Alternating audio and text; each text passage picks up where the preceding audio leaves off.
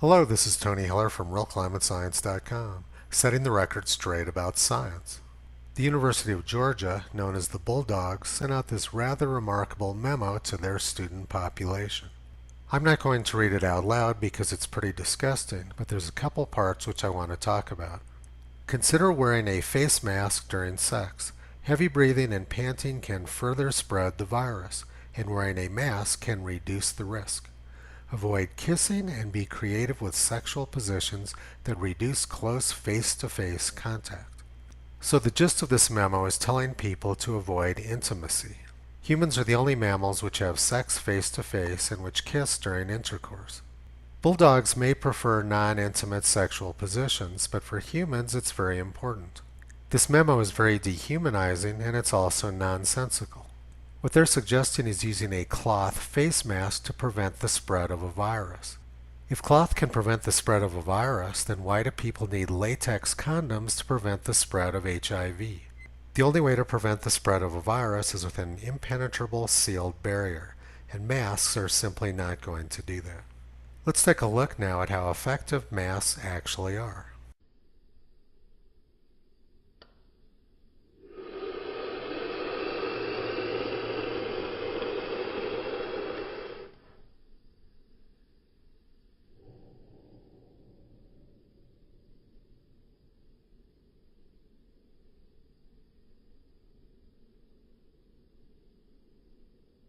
It says right on the mask box, this will not provide any protection against COVID-19 or other viruses.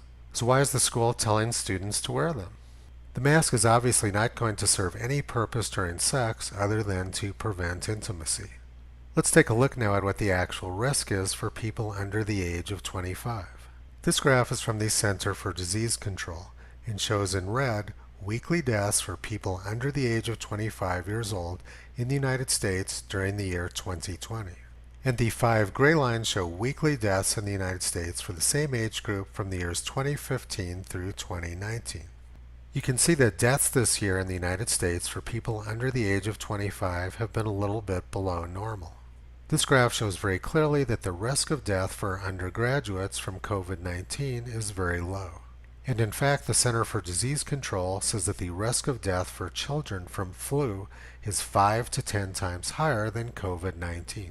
The risk per 100,000 so far, into the outbreak, 6 months into it, is in fact that we're looking at about 0.1 per 100,000. So another way to say that, it's 1 in a million. Now, I'm not trying to belittle that. I'm just trying to make sure we look at it proportional, because if you do the same thing for influenza deaths, for school-age children over the last 5 years, they're anywhere from 5 to 10 times greater. So I want people to understand the risk properly as they make that decision. The risk is a little bit higher for college students than it is for school-age children, but as you can see from this graph, it's not very high. There are going to be some college students which die from this disease, just like there are from flu, alcohol poisoning, and in automobile accidents. Normally we accept the fact that risk is a part of life and that life must go on, particularly for young people. Let's go back 50 years to the 1968-1969 Hong Kong flu epidemic.